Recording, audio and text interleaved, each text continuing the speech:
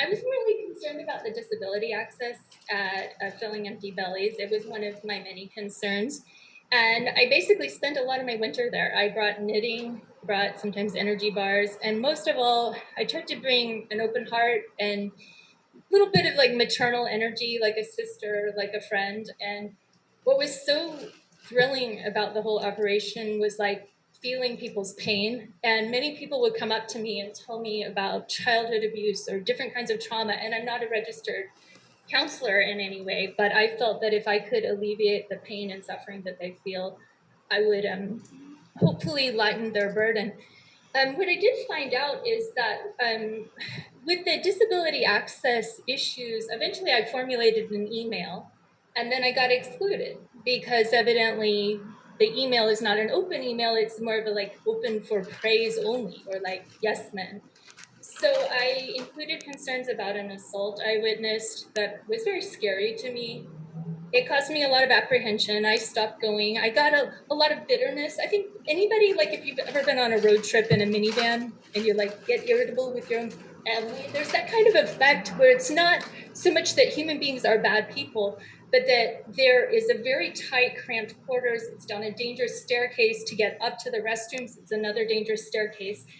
And then numerous homeless people told me that they were hearing locker room talk and innuendo from the director. And that was very hard for me because honestly, I admire very much what they're doing in terms of feeding the people and seeing all this community spirit, seeing the way people connect largely. I feel like I have amazing friendships that have come out of this organization. And I remember it back when it was in a truck, like down at the park, and Cory Buck was running it. What I found when I researched the Open 990 is that the original incorporation of the nonprofit was filling empty bellies, feeding anyone like homeless or low income, anyone who needs a meal. No one is excluded in all caps. And so with the pressures from the neighborhood district and city government and high rents and nonprofits and certification for grant funding, there was an emphasis on exclusion as this is going to be the end-all panacea to heal all the social worries.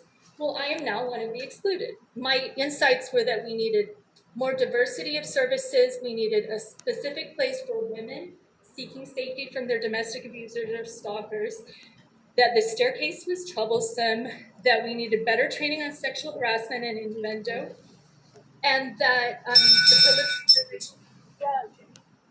there could be a danger to people in recovery. So I'm glad I fit that all in within the time limit. It's still a pretty day.